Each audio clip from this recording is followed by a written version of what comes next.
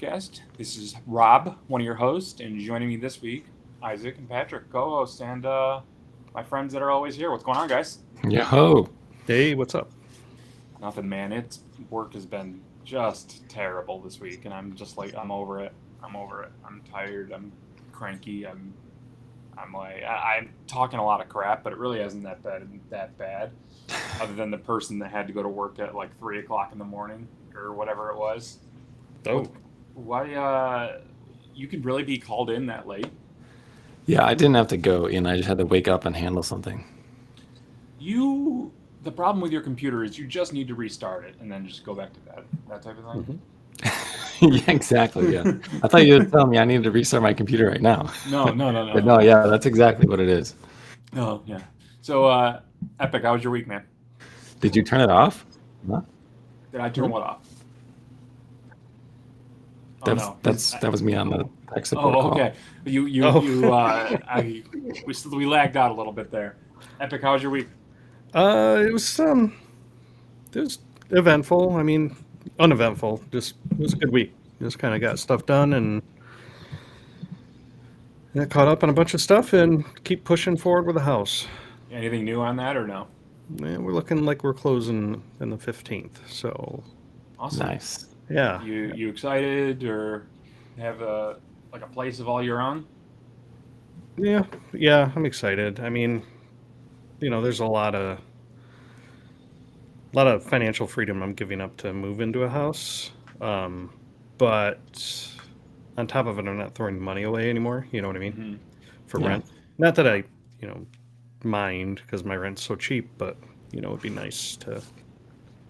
Yeah, I'm tired of paying other people for their houses. So Well, and plus I got to give the kids somewhere. The next few years that'll be good. I think I was telling Isaac earlier, we're looking at going into Reston to move out Yeah. that way. Reston's nice. It's surprisingly not as expensive as I thought it was going to be. I thought it was like Tyson's level expensive because they're so close. Mhm. But it's not too bad. But I feel like it's coming up like Tyson's did. Like I feel like from when I first moved here to now, Tyson's is just blowing up a lot. They won't even let me in that fancy mall where they have the Chanel and stuff or whatever it is, or You got your Gucci. picture. Yeah, I'm on the front window. Like these people don't have any money. What about you, Isaac? How was your week? Good. I'm in the work grind just like you this week. It's been crazy. I'm looking forward to having a more chill weekend next week. Yeah, you look kind of tired. You sound kind of tired. That's just I haven't this is the first time I've spoken all day. Oh yeah, your family's out, right? They're Yeah, everyone's up in New York, so I'm just rolling solo right now. That's got to be kind of like nice, a little It's bit. nice. Yeah, it's a huge change. You get to do a lot of things that you don't normally get to do because you have other people to think about, so it's good. Isaac thrives in his solitude and recharges his batteries and Right. Yeah. his introvert stuff. Yeah, it was I don't even know what to say about this week. I'm on a new schedule for work because our weekend people are messing up. So the executive chef and I decided to split the weekends and try to get them on track for a little while. I've got servers that are done with their job at 6:30 and then just sitting around for like another half hour to an hour, just collecting money, then clocking out. I've got server. The biggest problem right now for me is servers. So I'm just trying to right that ship. I thought you were going to be off on weekends. Me too. But gotta do what we gotta do for a little while, right? I did tell the chef he's going to have to cover my weekend next weekend. For sure. We found out that Dad has to have another surgery. I don't know if I told you guys about that. No. Dad has to have another major surgery in October. I found out this week. What is? I don't really even know what it is. They are deadening part of his heart, which doesn't sound great to me. The part of his heart that's causing the VTs, whatever that is. Oh, okay. Yeah, that makes sense. Sorry, there was just a loud crash out in my kitchen, and I'm just wondering if everybody's okay out there, but we're going to just roll with it.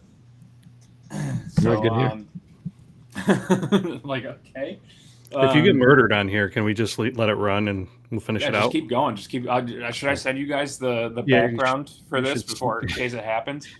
And if it happens on camera, just kind of like tell the police or send it to the police or something, just so they can at least catch the person.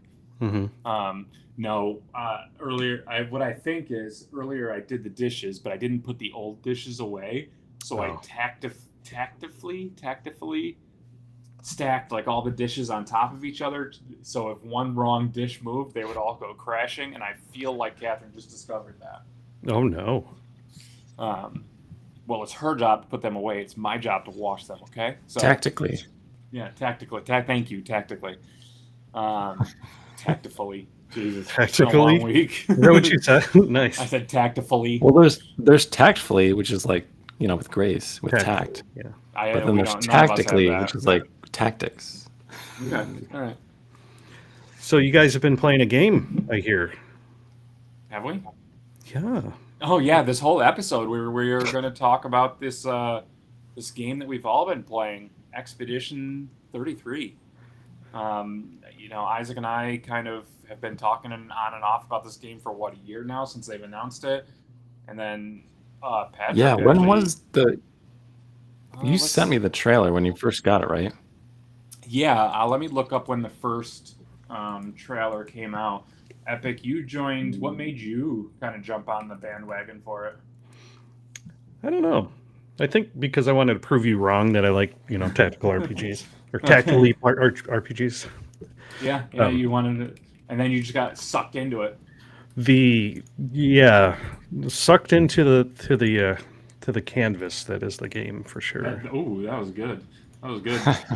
It was actually about a year ago. It was revealed in the Xbox Games. Well, this says 1 year ago, but it says Xbox Games Showcase. Yeah, 2024. I'm so confused on dates right now. So yeah, it revealed in the Xbox Games Showcase in 2024.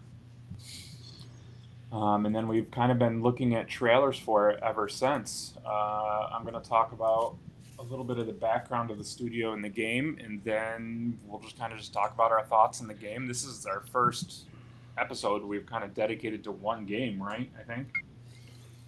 Yeah. We've talked about genres and stuff like that, but I don't. I think we all enjoyed this so much we would just spend an episode on it. So I'm going to do a little blurb about the game ahead of time. This is going to be a spoiler-riddled podcast. So if you guys haven't played it and you don't want spoilers, I would probably not listen to this one until after you play. Warning ahead of time. Clair Obscur Expedition 33 is a 2025 role-playing video game developed by French studio Sandfall Interactive and published by Kepler Interactive, taking place in a dark fantasy, bell-opaque setting. The game follows the volunteers of an Expedition 33 as they set out to destroy the Paintress, a being causing the yearly gommage, which erases those at or above an ever-decreasing age. In the game, the player controls a party of characters from a third-person perspective, exploring areas and engaging in combat, coupled with its turn-based mechanics, real-time events, parrying, which none of us could do, and timed attacks. So wait, yeah, there's parrying in this game? Yeah, same when we learned that there was the Luminos in the game. Let's not talk about that. Oh no, we're gonna get into that. I don't think Isaac knows that. He does. Okay. Yeah, I heard about that. Oh.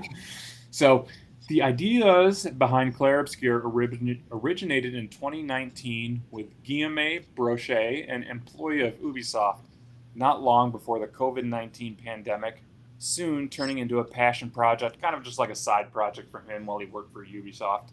Mm-hmm.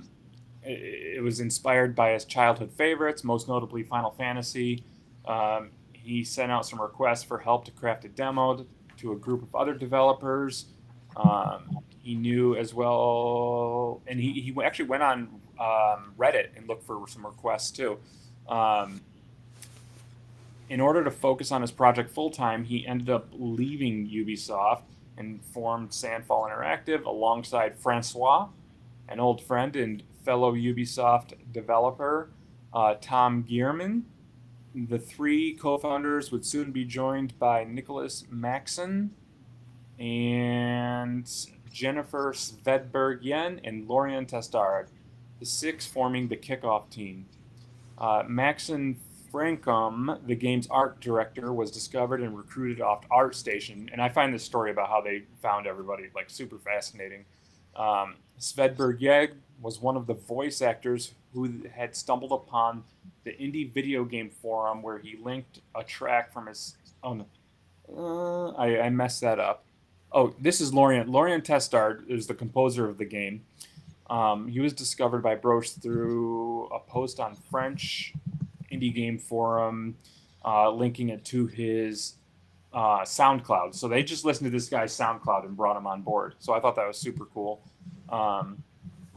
After securing a partnership and funding from Kepler Interactive in early 2023, Sandfall grew to the core team of about 30 developers, freelancers, and QAs and testers, as well as receiving porting support from half a dozen developers from Ed Software.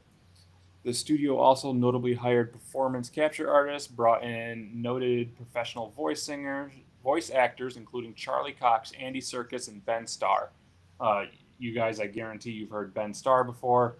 He's probably the only popular name that you don't know, but I believe he played like Joel in Last of Us. He played a bunch of Final Fantasy characters. Okay. You definitely know his voice if you heard him.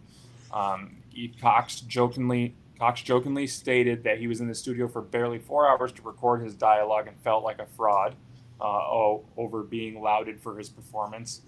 First spoiler. And though Svedberg-Yen clarified on her social media accounts that the endeavor had taken about 8 hours. Broche said one of the goals of Clair Obscur was to create a high-fidelity, turn-based RPG which he felt had been neglected by the AAA developers besides Final Fantasy. Clair Obscur took inspiration from other Japanese role-playing games including Persona, Dragon Quest, and praised Persona for its user interface and camera work, making it feel like you're watching a movie. Broche also considered Lost Odyssey and Blue Dragon, which are very old JRPGs, for Microsoft's drive to help market the Xbox console in Japan as an influence, particularly their use of QuickTime events during combat. According to producer Francois, the game drew inspiration from Final Fantasy VIII, which I actually never played, Final Fantasy IX, and Final Fantasy X, which I believe Isaac and I have both played those. Yeah. And I never finished the final boss of Final Fantasy IX or X. While the dodge and parry mechanics were influenced by From Software's Sekiro: Shadows Die Twice. So this is information all from interviews that they have done since the game is released. Just a little bit more, and we'll get into the meat of our thoughts about the game. I have some questions written down for you guys. I don't know if you do, but I just have some discussion topics. Who is that? That's one of the French people. It's one of the French people, and it's also one of the outfits in the game. It is. That's right. Yeah, but the quintessential French person. That's all. It doesn't mean anything to us. Development initially began under the codename Project W and was first known as We Lost instead of Clair Obscur. Around that time, Broche sought help on Reddit. The initial demo showcased a steampunk setting inspired by Victorian-era England with more science fiction elements, including zombies and aliens. About 6 months into this approach, potential investors suggest that Broche think bigger, leading him to reset the entire narrative, though he kept some of the characters he had already conceived. The new setting was based on a painting Broche admired, which depicted a painter entering her own work, as well as a short story written by Svedberg-Yen. Development had begun using Unreal Engine 4 at early stages and later switching to Unreal 5 to take advantage of Unreal 5's improvements. We don't really talk about any of the engine stuff. Broche credits the simplicity of modern game engines to help bring their project together. The game went gold on March 22nd, 2025, coincidentally 33 days before the game's release.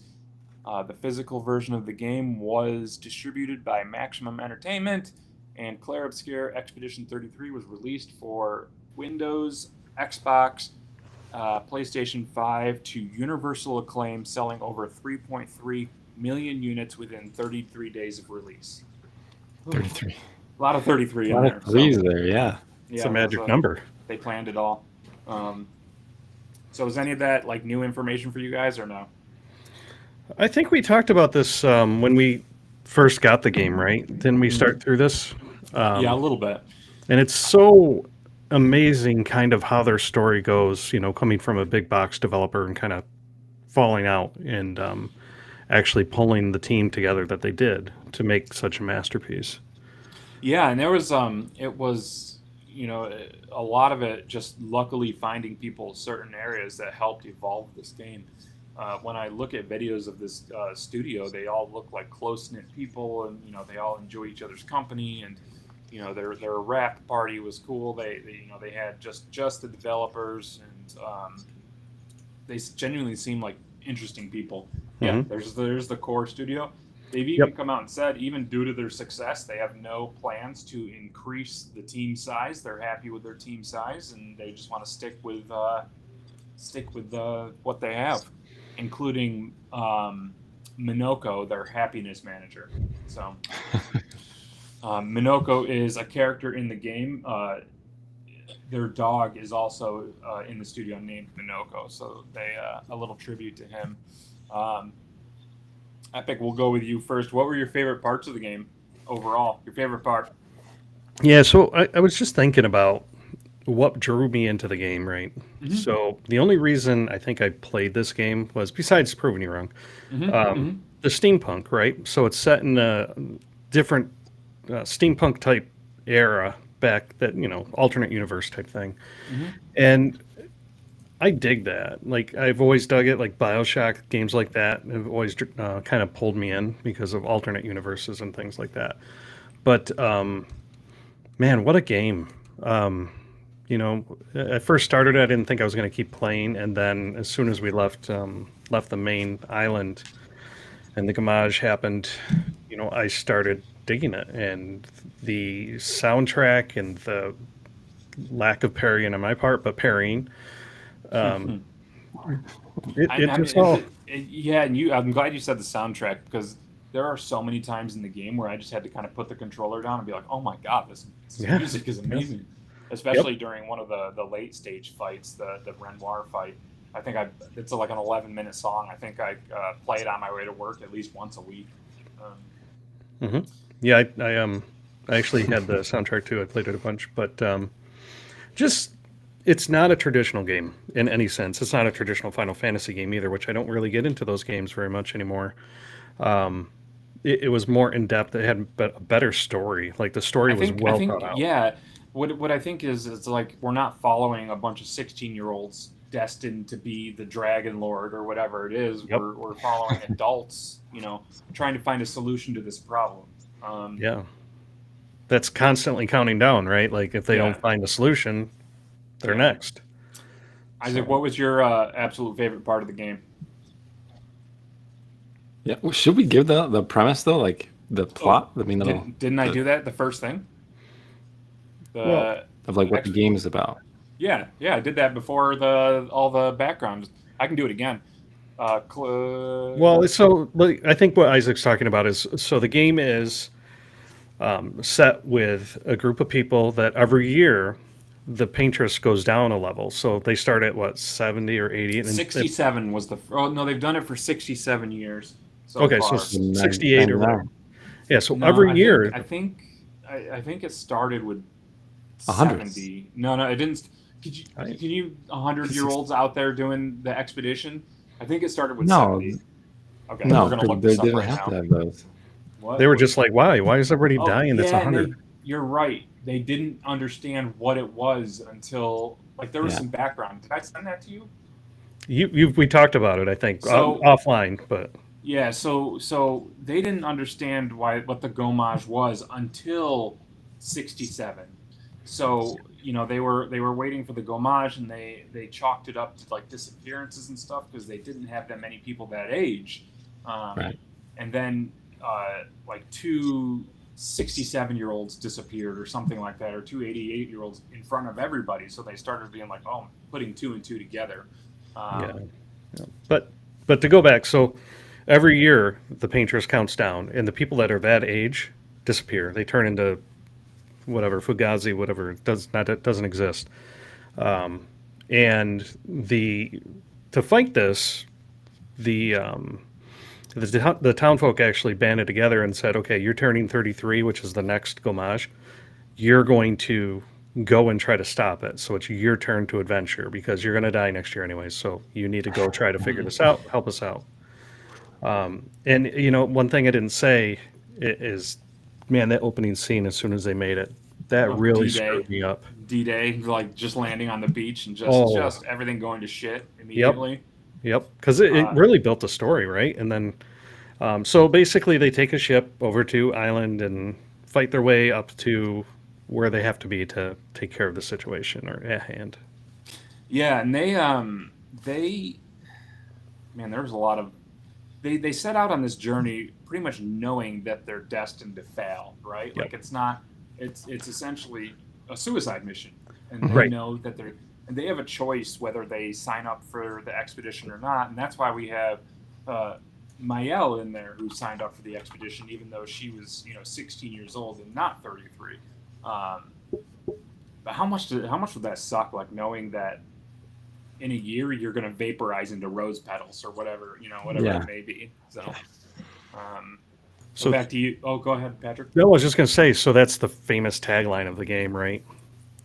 And that is for those who come after. Yeah, for So those that's who like come the after. whole premise. Also, Each the person- tagline of my next tattoo. And then, Yeah.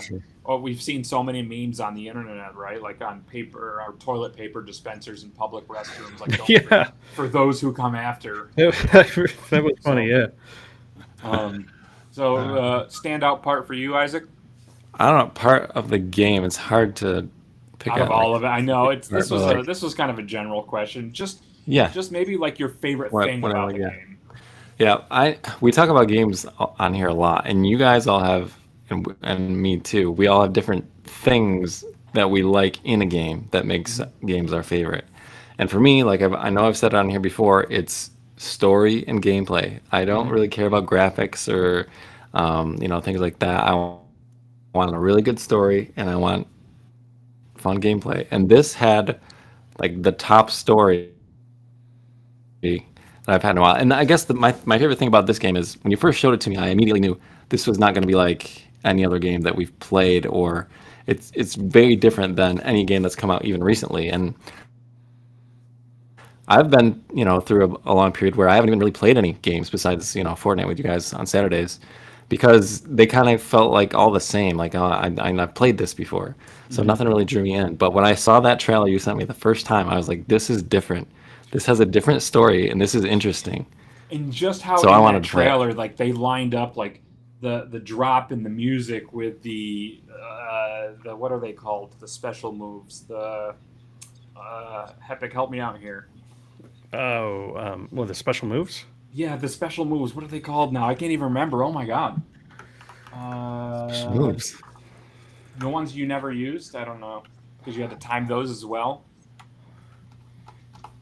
Yeah, we're gonna have to think about this. But just in this game, you hit everything, Isaac. Is that this game? I truly believe had great, like some of the greatest in all of those areas: music, art direction, graphics, gameplay, story, everything. Yeah. And it's rare these days for a game to hit all of that. Yeah. Gradient attack. Gradient. Yep. There we go. You Gradient. remember? I didn't know about them, so It just popped into my head. And,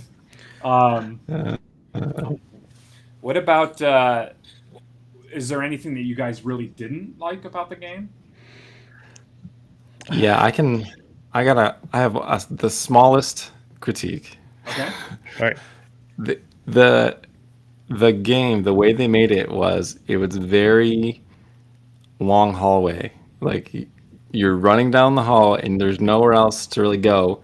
But the story was so interesting that it sort of made up for it. And also, like this game would have been super, super simple and almost not even fun if they didn't make some of the most complex battle systems I've ever played. Yeah, Like yeah. without that, that's the only reason that the game felt like you had to learn something, because you had to learn every character had its own individual battle system that was completely different, and you had to learn all of them. And if you didn't have that, this game probably would have been kind of boring. Yeah, and I'm going to agree with you on that. I hope their next game that they so all of the side there's a lot of side content in this game and like optional content, Yeah. which branches the game out more. But a lot of it is after like post game, like after you beat Renoir or whatever it is, and I hope they open it up more because you're right. It was a lot of the levels. It was like running down a hallway. Yeah. And I hope we do something with I think the loot system, because I was really tired of picking up like Lumina or something like that. I wasn't really looking forward to picking up any chests, right? Because I knew what it was going to be. Yeah.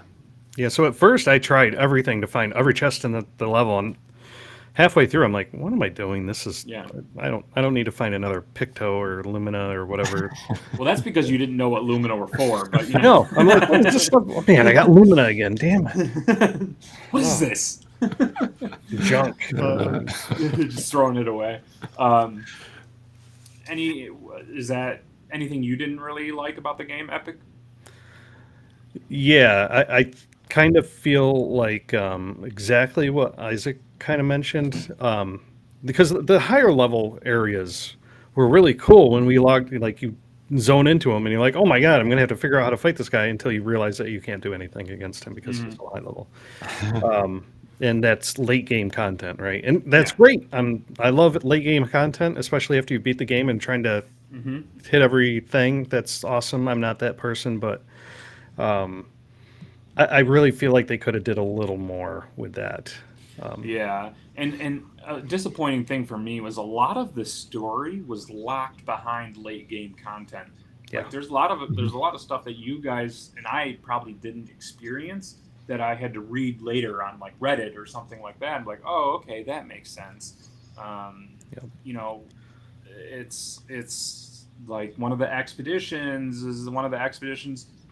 had a guy that Clea was in love with, and Clea was a major character in the game, but not really, right? Clea came off as this cold-hearted person who scientist or whatever. Yeah, right. She was stronger than everybody else. She was, I believe they quoted in the game, she was the only, and this actually might be in the post game too, now that I'm thinking about it. She was the reason for the Nevrons, and she was the only person in the family that could paint over other people's paintings. So you know how Renoir had copies, or Verso had copies of his entire family in the game, correct? Yeah. So Clea ended up painted Clea, and to pretty much just like a Nevron making slave, and that's where the Nevrons were coming from. This Nevron factory. So it's interesting to see like the family dynamics and how cold-hearted. But we're jumping ahead a little bit there. You just keep your hands off Shell. Yeah, CL. Sorry. Epic and I had a big fight about CL the entire time because I had her first, and then he came along. Okay, sure, you had her So, first. what was the biggest surprise for you guys? Something that you didn't expect to happen? Mine was my man Gustav. I was upset about that. That hurt. Yeah, that hurt, man. That was Isaac didn't care about that. I'm going to throw that out there right now because I didn't use him anyway. I know, but like I became invested in him. Like, and then you know who he was the main character for the first third of the game. You know what his job was? He was the head of the orphanage. He took care of all the kids whose parents were gomaged. Like the deal couldn't get any nicer. And Isaac's like, whatever. Yeah. Thank God I don't like using them anyways. Yeah, I don't like to use them anyway. We probably should have known because he had a much smaller skill list than anybody else, but and everything was locked, and I'm like, this is strange. Maybe he gets a power up or something. Nope, he goes the way of Final Fantasy VII. So The biggest thing for me, at least, is right when you get off the boat. I did not expect that to happen. I knew it was going to be something, but I didn't expect half the parties to just get wiped out. And Yeah. And had another no. funny little detail about that epic is that I found afterwards, that if you zoom in on one of the frames where Gustav gets up, you can actually see Verso in the background. He's the one that saved Mael and took her to the manor. Really? Yep. Okay. Yep. I was wondering who did that. That makes Yep. sense. Isaac, anything for you? Take you by surprise? Not Surprising really. thing was that it was all inside of a painting. It Yeah, wasn't the whole actually thing. real, except for like the two people that were actually from the outside world that were in the painting, but everyone else was just like fake or painted. So that actually brings me to my next question for you guys. When did you actually realize what was going on? Did it take you all the way until the monolith? Yeah. Yeah. I felt like something was going on when we get closer, and you can see that the paintress is like super distraught about something. I'm like, okay, maybe not everything's like as it seems. But Yeah. what about you, Epic? Halfway through. Like Yeah. even when we first started, like just looking at the sky and kind of seeing the colors and the different variations, I thought, okay, we're just in an alternate universe or something. But then, as soon as we got to the island and you start moving around and stuff, it has that kind of hue like art, and even the higher level map kind of looks like art. Yeah, once you and I actually started replaying it a little bit a Hmm. few weeks ago, and once you replay it again, I think it's a great game to revisit in the future, Mhm. because you notice a lot more. Like on the second watch of some movies, you notice a lot more. I'm picking up so much more on my second playthrough. Um, that kind of hints to what's really going on. So I thought that was neat. Um, and I mean, I don't want to say that I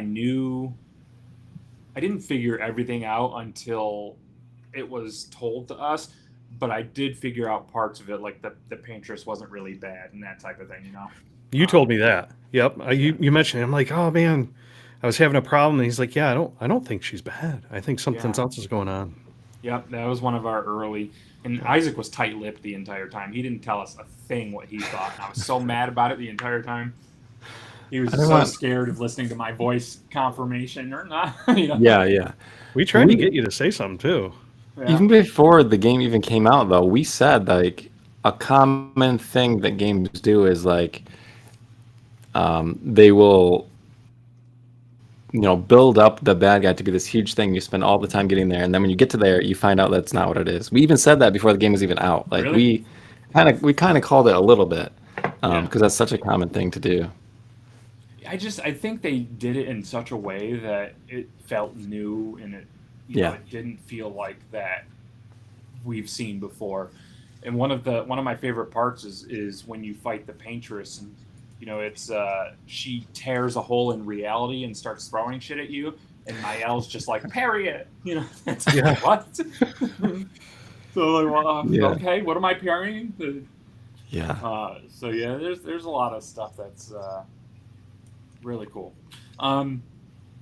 What you guys have a favorite character? Yeah. Well, go ahead. What is it? It's Oh, I Mael. know yours, Mael, 100%. Yeah.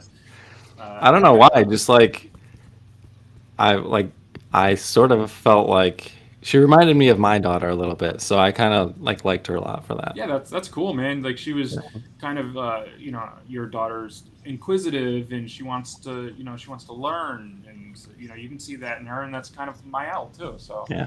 that's Well, awesome, dude. plus Yeah. Mael had the best skill set. Like she was. Yeah, I she's didn't use her in my first playthrough. I did not use her. I noticed that. Yeah, I was I kind of did. shocked when you said that. Yeah. Who did you have as your layout? Yeah. Who's your Um, damage? For my first playthrough, I did Verso, Lune, and CL. So I wasn't using CL correctly. I know that. I was just spamming buttons as her, because she has this whole shadow and light thing where you have to balance them, and I'm like, geez, I'm just gonna do whatever does more Yeah. damage, I guess. But you kind of opened my eyes to Mael, and I used her on my second playthrough, and if I ever do a third playthrough, then yeah, I would use Mael again. 'Cause she's super powerful, man. Especially if you line up like Yeah. her. And once you figure out Was the it the chain of fire with the certain stance, and then she could just Mezaflerte. She can just stay in that stance, and do like loads of damage. virtuoso stance. Yeah. Yeah, that's awesome. Favorite character for you, Epic? It was Gustav. Yeah, that's that was mine too, Gustav. Yeah. That'll be a favorite. It really sucked. Yeah, yeah. No, CL probably. I really dig the fire stuff.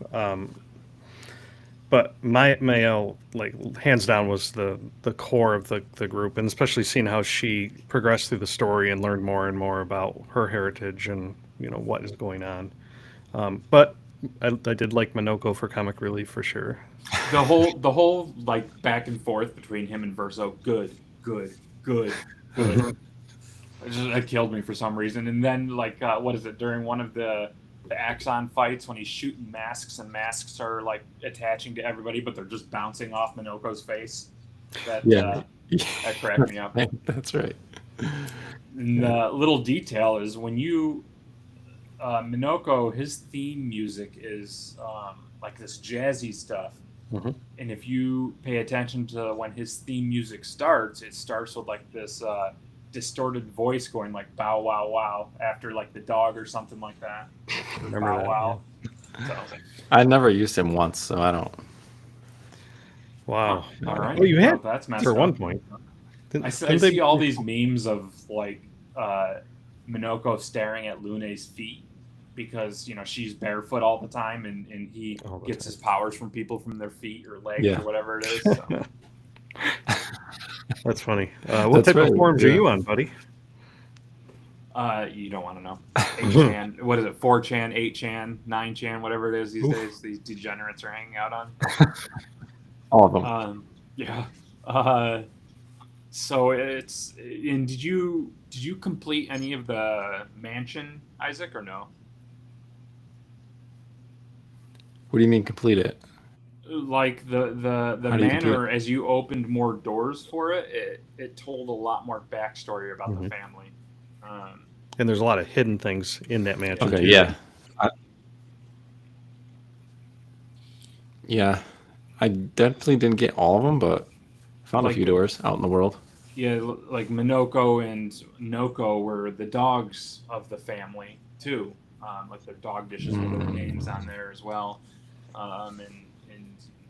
One of the doors you opened, you can see Eskie on the bed is like a stuffed toy made out of like an old wineskin, which explains why he's filled with wine that you learn towards the end of the game. And so much hidden stuff, man. It's truly a great game.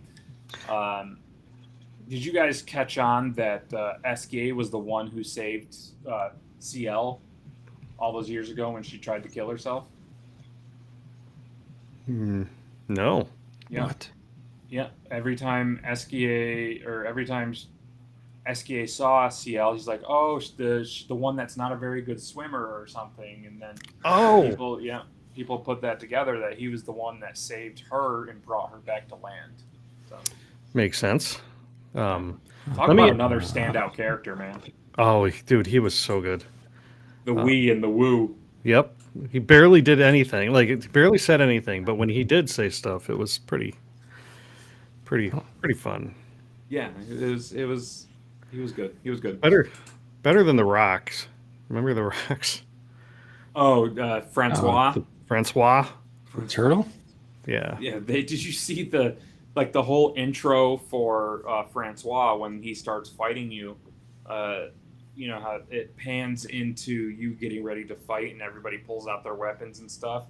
But when you fight Francois, when he screams and stuff, it like pans into the team being like, okay, I guess that type of thing. Yeah. So that was funny too.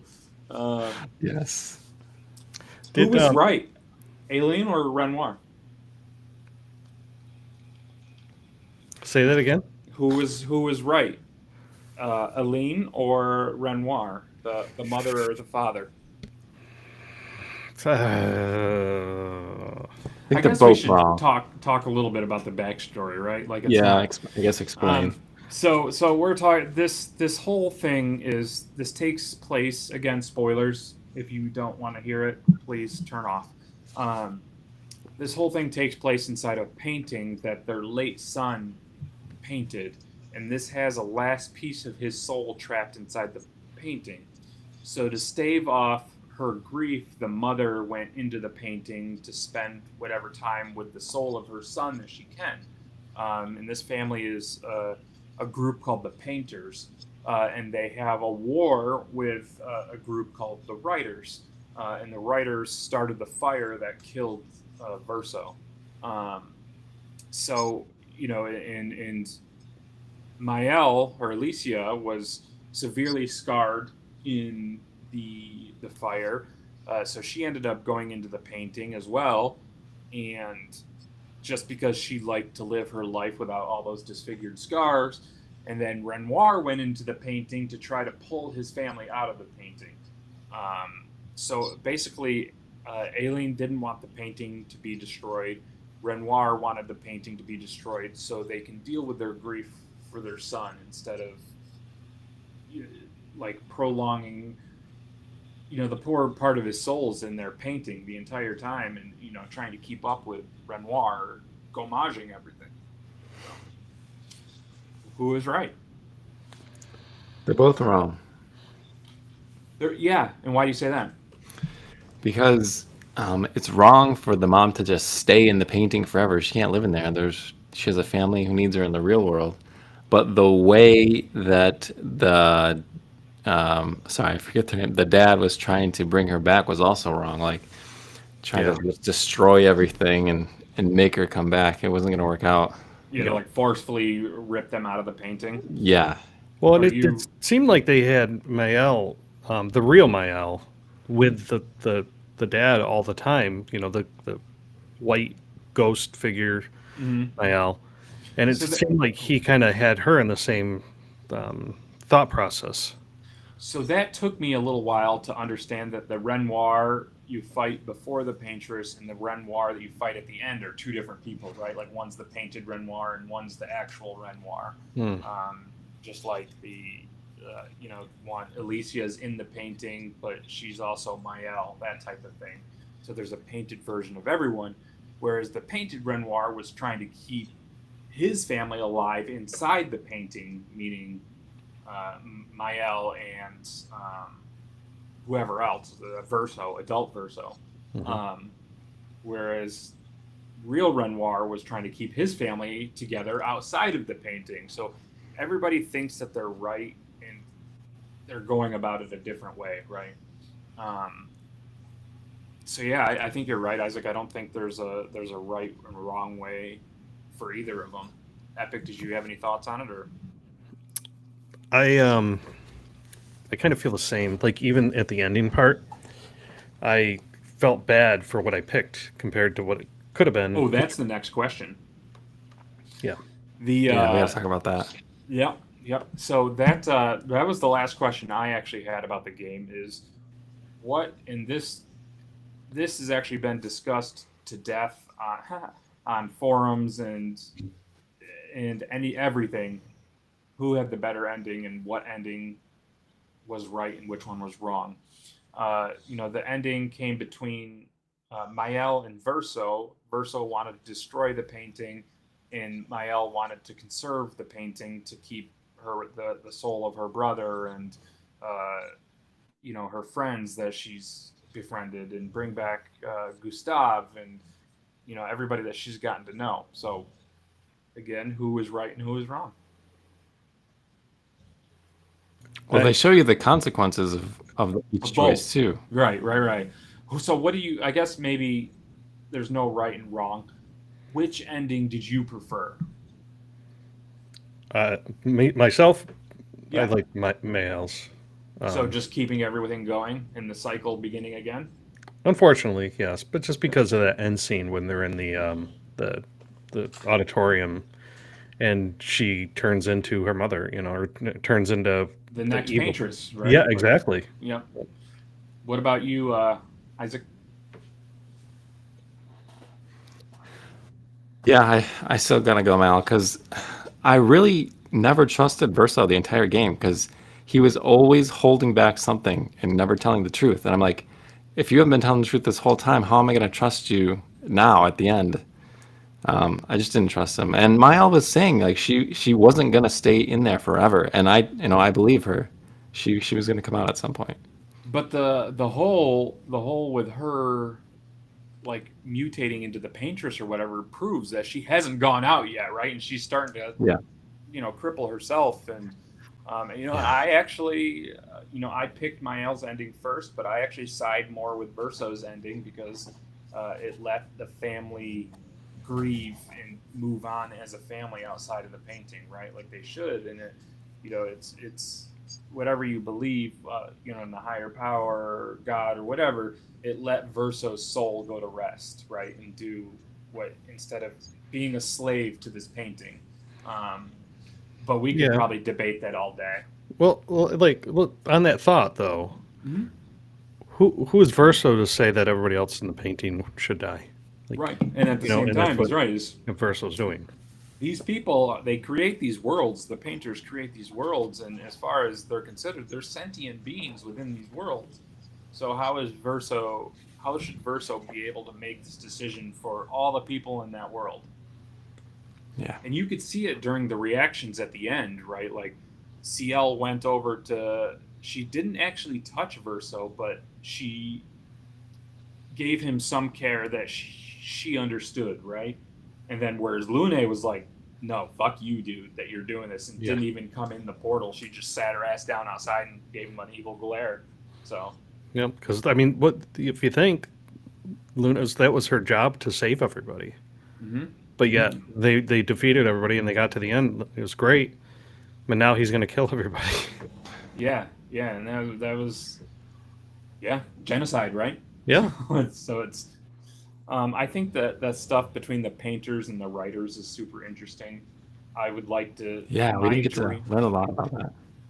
My dream DLC I thought would be cool is if you're playing as the writers, like someone in the writers, and you're going through this world and you're doing however the writers do it. I assume their worlds happen through writing, and you at the end you cause some sort of fire to kill a bad guy or something like that. But that ends up being the fire that takes Verso's life, and I thought that would be neat. there's so much backstory, like so much. Yeah, The- any the of whole- the expeditions. Yeah, Did you guys really read any of those expedition logs that I read the expedition that ate the mushrooms? Did you guys get that one? And then I died didn't right read it. next to the mushrooms in the cave. Oh, yeah, I did. We ate these mushrooms. They tasted kind of funny, and then their bodies are right there. It just sits there. Yeah. Yep. And then did you guys read Expedition 60 where they were like, we've trained our bodies to the entire time, like with brute strength, and they were the only other expedition that made it past the Paintress's barrier because they just brute muscled their way through and went through. Like I just imagine them as like all these big hulking, like they didn't wear clothes because they constrained their muscles. So that was a good one. But they were also the only expedition that made it past the barrier and said we were wrong.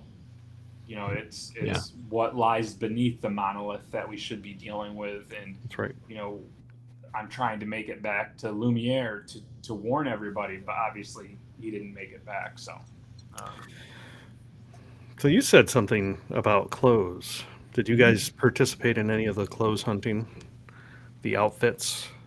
a little bit. I No. thought a little bit were ridiculous. Yeah. Like the gestural outfits. Yeah, that one was bad. Where you're like wearing the big paintbrush helmets and stuff. But I like it. I like that kind of stuff.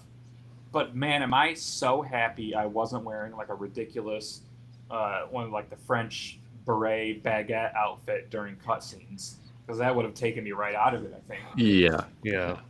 Well, trying to freaking fight those mimes too, that was tough. Oh my god. I never tried. After the first one, I was like, no way. Yeah, no way. Well, how long did it take you to turn the game down to story mode? Yeah. Yeah, not too long. But I can't remember exactly when I did it, but I was like, I got to get through this year. So Yeah, I did it by the axons, I believe. I think the axons. Yeah, I'm like, yeah, I gotta definitely. drop this down. Absolutely same. I don't. The Yeah, I don't think How you long did did you it. guys Okay. try parrying? Like how did you like get it or did you give up Oh on it yeah, I was first? really good at parrying by the end. I just stuck with dodges. Yeah, Get you? yeah, that was.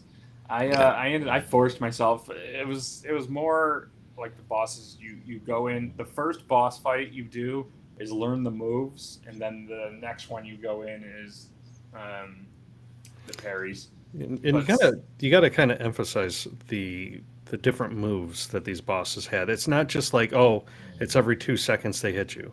No, it's every 2 seconds the first time, and the second time, and then the third time it's 40 seconds, and then they hit you again, and Timing. oh my god.